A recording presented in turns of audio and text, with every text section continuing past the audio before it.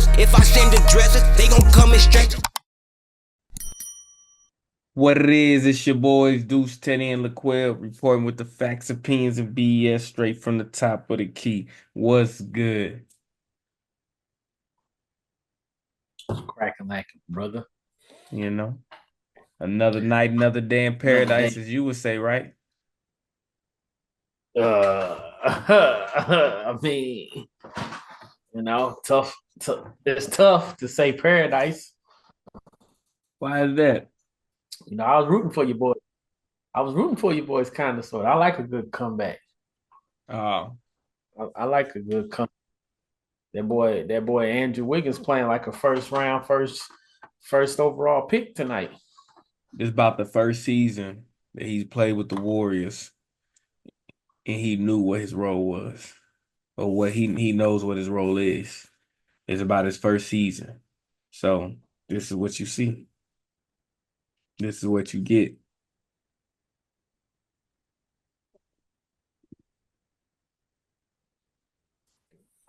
Yeah. He put up some good numbers. He put the team on his back. Is what he did. You take your phone off Wi-Fi. 29 points in 29 minutes. He ain't dropped no dimes though. He wasn't passing that ball. Nah, he passed that That ball, boy said man. They just ain't do much behind it. he got he ain't dropped no dimes. He said, "Give her, I got it." Hey, but he took over though, so I give it to him. He took over. Uh, your boy, shooting guard over there finally cooled off a little bit. Oh yeah. Oh yeah. He Yeah, finally cooled off. Last time I seen, he was like 3 for 10. I don't know what he finished the night with, but he was just. You said it. You said he got the green light. Everybody over there play like they got the green light. Sometimes you live by the three, you die by the three. They was all hosting it up there. No yeah. hesitation. Just I wonder what Steph Curry said to him. They just letting it fly. They just throwing it up there. Everybody getting shots up, which was kind of like y'all ain't running no kind of offense. Y'all just shooting that thing up there. Like, y'all was like 8 for 22 in the first half. Yeah, we I shot didn't see the first quarter, but the second, third, fourth. we shot just above 30% from the three tonight. That's above 30. No, second half in the first. Yeah, buddy, But hell, it's he's all on it's his it's he struggled tonight, but it's cool. Either way, man. we'll, They get we'll get into started. it. They get started with this show, my boy. Yeah, let's talk about some teams that started off better than expected. You want to go first, or you want me to go first? You can go first. You can go first. Let me see who you think. My first one, Atlanta Hawks. The Hawks is a surprise because a lot of people forget that the Hawks got that number one draft pick with the French man that ain't. If you don't really follow international basketball, you really ain't really heard of him because he ain't had no presence like Wemby coming into the league. But the Hawks definitely surprising me. Trey Young with the full beard out here hooping. Now tonight they fell apart in the fourth quarter. I don't know if you watched any of their game, but they was giving Mm-mm. OKC money. They was giving him a run for money. I don't know how to say his name. His name like Riser or something like that. Riser or something like that. The Mm-hmm. the, the number one. He actually he built just like KD. He played from what I seen. He got a mixed style of play. He actually good on both sides of the court. He not just the offensive scorer, put the ball in. He can actually defend pretty well, and he was defending all positions pretty decent. That's my first time actually seeing him play because I don't know nothing about the guy for real. But he actually pretty decent. And then Trey doing what Trey do, showing how high he got a high basketball IQ because he wasn't just throwing up threes. He was actually playing basketball, like you like to say, actually playing ball. But they fell apart in the fourth quarter because OKC is just that daggone good. Like they just they good. But that'll be my team that started off better than expected is the Atlanta Hawks.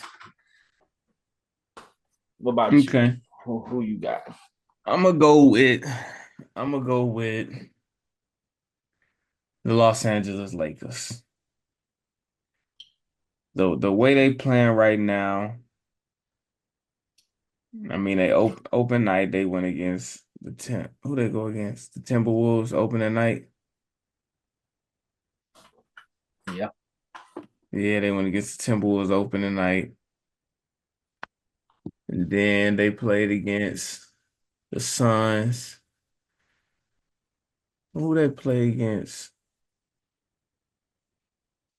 That was a close one. And then the Kings. So as three competitive teams, the Suns, there's a lot of offense, not too much defense. The Kings, one of the top teams in the league, last year, gonna be one of the top teams in the West this year.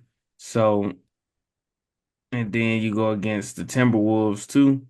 So, I mean, I look at that and say, hats off to the Lakers. AD coming out, giving you 30 a game, damn near, monster blocks, monster boards. You know, they definitely played a lot better. They didn't make too many big moves. They were highly criticized in the offseason because they let players like DeMar DeRozan, Paul George, Klay Thompson, um, Jesus, sorry. They let players like that move throughout the market, and they didn't get anybody. Out of all the players who moved around, some big names, they didn't get anybody. You still got players on the table like a Zach LaVine, and I don't even think they're in the market for that. So highly criticized. But they had stand fast, um, you know, confidence and belief in what they was doing. So I'm gonna go with the Los Angeles Lakers. It ain't like they smacking up on like the Wizards and then turn around and beat the team like the struggling Pacers right now. And like nah, they playing some of the teams who gonna be atop in the West, who they gonna have to go through, to get to the conference finals, to get to the finals. So I'm going with the Los Angeles Lakers. That boy gave you a triple double at almost 40 years old. Yeah. Bron James, yeah, 32, 14, and 10. And he's like a big part behind what Anthony Davis doing right now. Like a big part behind what Anthony Davis doing right now. So It's lovely to see that guy compete at this level still. 30 days from being, what, a little more than 2 months from being 40 years old. That's crazy. Still getting down. Age ain't nothing but a number. All right. right, so we got teams that started off better than expected, but what teams do you started off worse than you expected? It's a whole bunch of them, to be honest. I already know you're gonna say one, so I'm gonna leave it. Well, nah, because you actually Yeah, expected them to be as bad, so I could go ahead and say you it. don't know who I'm gonna I'm gonna say say, obviously the bro. Nuggets. You said who? I'm gonna say the Nuggets. You going with the I'm gonna say Nuggets? the Nuggets is starting off first. Yeah. They got the reigning MVP. What he got? 3 MVPs. You know what I'm saying? Like, regardless of everything they gave away, regardless of the Russell Westbrook getting there, all of that, you got a 3-time MVP out of the last 4 seasons. That was top 2, top 3 in MVP votes, and y'all get y'all but spanked by a Kawhi, a Kawhi Wireless. Leonard list Clippers. Yeah, and y'all losing games, so it's I didn't see this happen. It's still obviously real early in the season. Jokic still got a triple double. I mean, don't mean nothing if you're losing. You know, that's a surprise, definitely. And another surprise for me, I'm gonna just throw in there is the Kings. Like the Kings got a real big blockbuster trade picking up DeRozan. So you got DeRozan, you got Sabonis, and you got Fox. So they obviously got a three-headed monster, which is what teams are looking for nowadays. A three-headed monster, and you also got the best sixth man in the game with Malik Monk back playing, and you got good side pieces, to help. And ain't able to pull out a W. And Sabonis still giving you triple double numbers. Fox still giving you 20, 25 plus scoring, and you still not getting the dub. It's like, wow, I didn't see that happening. Because I was DeRozan still just giving you 20 something. I was just trying to I didn't figure see that out happening. I didn't. why the hell you still talking. You supposed to list one team. That's the team I'm finna No, say. I was finna say the teams. King. I was gonna say the Yeah, King. I told you I was gonna get I was gonna to say it. the Kings. You gonna say the Kings and the Nuggets. I was gonna say one of those teams. Keep it in the West. You got the Nuggets tied for the best record in the West last year. But you know what I said about them they losing a lot of the pieces that were key to them winning the championship. They lost throughout the years since then. Latest piece being, Katavious Caldwell Pope. They let him walk and go to the Magic. So now they got a team and they got to figure out where they gonna get defense from. Like they something like the Suns, but not so much because the Suns got prolific offensive power on their team. You know, KD, Devin Booker, Bradley Beal scores. The Nuggets don't really got that on their team. So, um, but they damn sure ain't got no defense either. So, but I agree with you. The Kings who 0-2 and the Nuggets who's 0-2. I don't. I guess the Kings trying to figure out. Like I was talking to somebody, it's tough bringing in a player caliber DeMar DeRozan because he has a lot left in him. Not like a Kyle Lowry. DeMar DeRozan got a lot left in him. So when you bring him to that team whose leaders or cornerstone players, franchise players are young, you bring DeMar DeRozan there, they got to try to figure out how to work him into that system without it becoming his team. I think that's the battle that they're dealing with because to me it just don't make sense how y'all ain't winning games. Y'all improved your roster. Granted, y'all got rid of Harrison Barnes, but man, DeRozan is a big pickup. he is. But I was looking, the Rosen had like one rebound the other night. Like, bro, you like 6'8". Come on, bro. Get a damn rebound. But I don't know. So them two teams most definitely, I think. But I mean, add a little bit to it. I go with the Indiana Pacers. We were riding it, giving them all kind of praise last year when Mathurin come back. You see the level of play you get from Halliburton. He been playing meaningful ball. Well, he ain't really getting the game too much, but he was on the Olympic team, Team USA. And then they come back and they struggling. Halliburton looked like he ain't did shit all. He looked like Steve Kerr set him all throughout the fucking Olympics. Like he ain't doing jack squat. He sent it to overtime tonight, which is cool, but his stats are just horrible. We used to him just being like a walking double double. Then he had 4 assists one night and didn't do shit with the assist the other night. So I don't know. I'm gonna go with the Pacers in the East as far as a disappointing start. You got your pieces. There's no reason why, having a team like the Nuggets got pretty much all their pieces. So you got a team with pretty much all your pieces back, minus a few. And you beat the Pistons, you turn around and lose to the Knicks and the 76ers. The Knicks, I can kind of understand, but the 76ers, y'all should have done something. No Embiid, no Paul George. Tyrese versus Tyrese. I guess Tyrese Maxey showing you who the real Tyrese because he dropped 40 on y'all that night. So, but Yeah,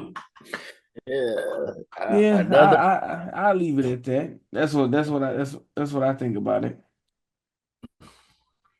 about them Bucks. You say the Bucks? Yeah, they kind of surprised me because Giannis and Dame is both playing, and Bobby Yeah. Portis is playing. Yeah, but the Bucks they don't have depth. Like when they had players like a Pat Bev or Cameron Payne and or just anybody worth mentioning, all them people gone for real. So once you get D Lil and Giannis off the court, I mean, you pretty much having Portis run that second unit. I mean, you got Pat Connaughton, but you ain't really got anybody else on that team for real. I feel like they should get Malcolm Brogdon back. Hmm. Have him run your second unit. Malcolm Brogdon. Chris Middleton injured. He stayed since he had that one injury, he stayed injured. That man stayed injured. Yeah. So he back to being injured. Um yeah. They don't really got any other people that's coming in and scoring. You thought Gary Trent Jr. was gonna do something, but that ain't really materializing. Hmm. I don't really know what to say. The Bucks better get it together. It's gonna be a long They gonna season. be up top in the East. They gonna be up top in the East, but that ain't gonna be hard for them to do. But they ain't going nowhere. Not the Bucks. Yeah. Well, all right. We got a little bit of disrespect going on. Disrespect. And here at top of the key, we're gonna have to address it. We got a little disrespect going on. So get a little And messy. we Tell us what feel you're as talking though about. we're gonna start off with this JT. We feel like, last year and in the Olympics last season, JT led this team in all the major categories, and he didn't receive Eastern Conference Finals MVP. He didn't receive Finals MVP. They gave it to his teammate. I don't. We here at top of the key feel like that wasn't deserving unanimously. Then he goes off into the Summer Olympics with the NBA players and barely got to see clock. That man barely got to see the court. Steve Kerr did not utilize that man and play him worth of nothing. And then we see coming into the 2024-2025 NBA season, Celtics doing what they did last year. JT coming out on fire. What he had opening game night, like 35, 38 points, something like that. He had a double-double with the rebounds and points. Jayson Tatum coming Yeah. out swinging. He letting it Yeah. know that, hey, y'all done created a monster. Yeah, Which game I feel one. like, you say what? Game one, it was double, points and rebounds. Game two was double, points and I feel like assists. I feel like JT been a monster though. He been doing his thing. This ain't nothing new for us, but I say it now. He outside of Luka, of course, but that's just bias. I feel like he gonna be one of the front runner for MVP this year. The type of tenacity this guy playing with and the chip on the shoulder he got. He's Look, finna bro. lead. When we look at the playoffs last year, when we look at the playoffs last year, this Mm-hmm. man led his team in points, rebounds, and assists. He didn't lead his team in steals. Jaylen Brown led in steals with 1.2. Jayson Tatum had 1.1. So he wasn't too far behind in steals. But in points, he had 25. This is during the playoffs. Jaylen Brown, 23.9. So he was right under 24. And rebounds, he had 9.7. Jaylen Brown had 5.9. So that's a big difference.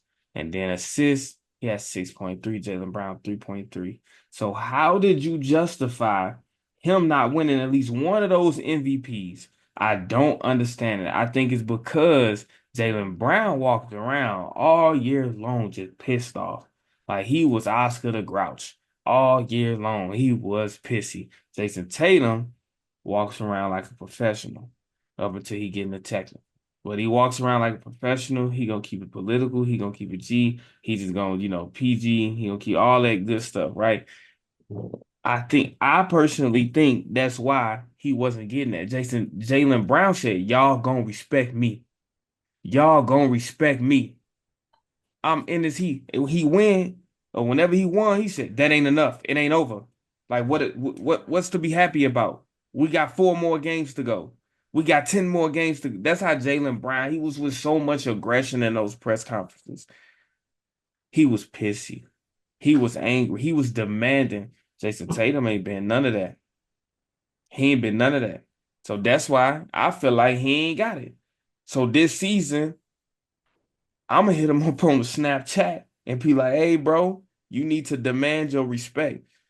Your performance gonna speak, but when you get in the press conferences, let them know that they got you fucked up. Take that fine. Take that $10,000, $25,000 fine. Tell them y'all had me fucked up.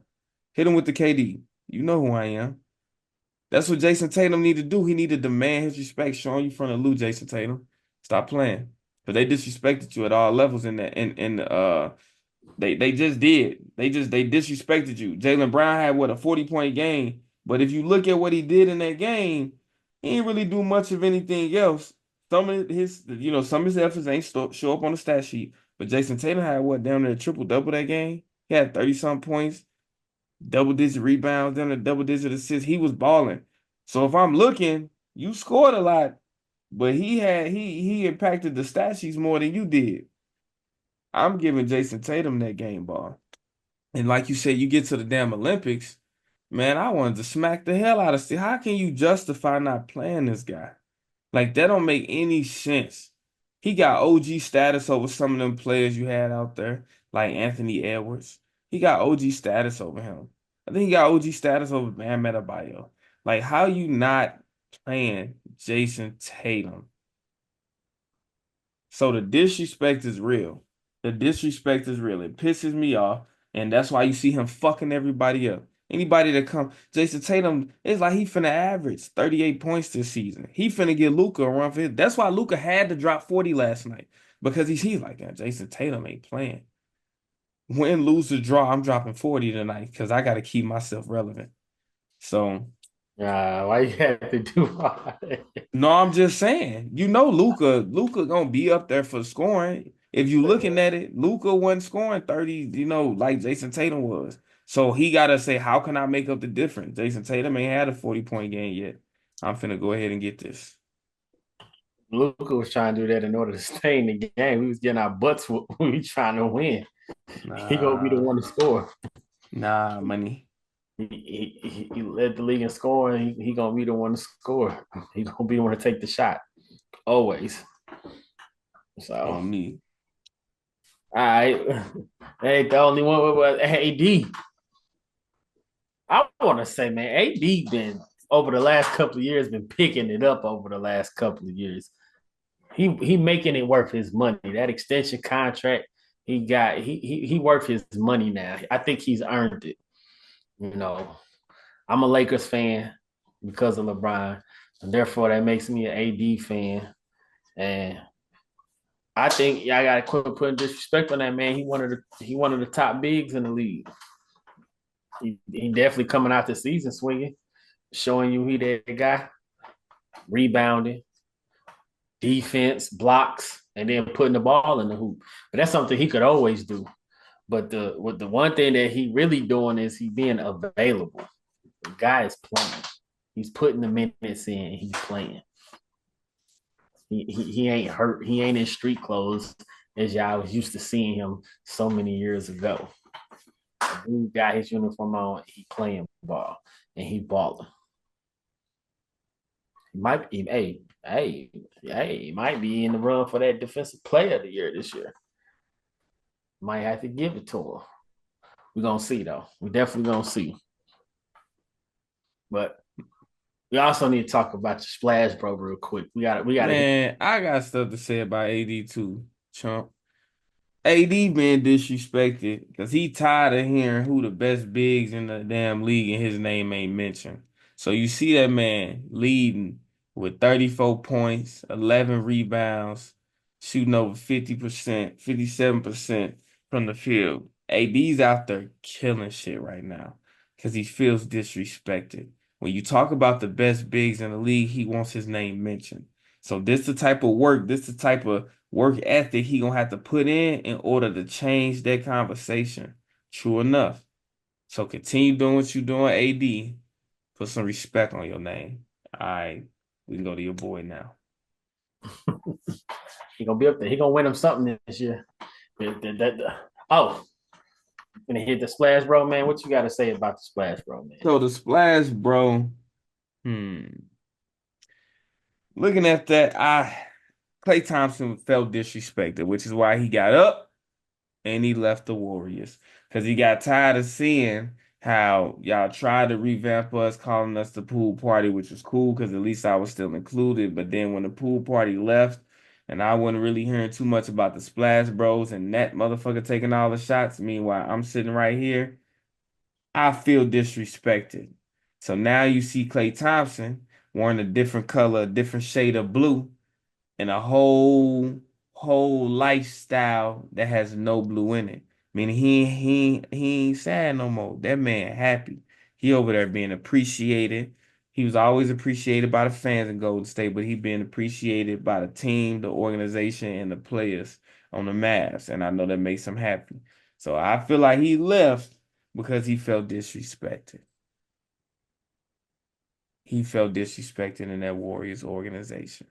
So big ups to my man, Ted, the Ted Meister, on securing Klay Thompson, but it's FKT all season. For those who don't know, just put in your hashtag FKT all season.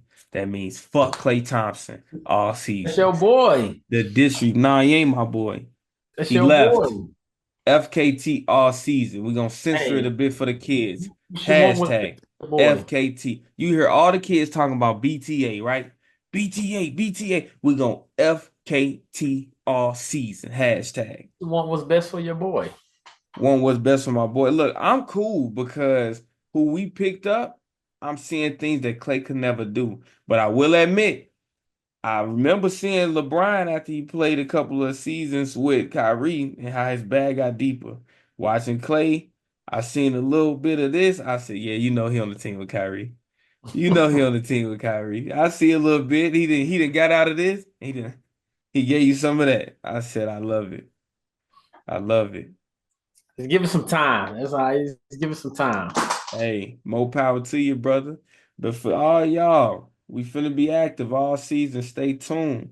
There's more to be seen, to be continued. Facts, opinions, BS. Top of the key. We out. It's awesome. Hey.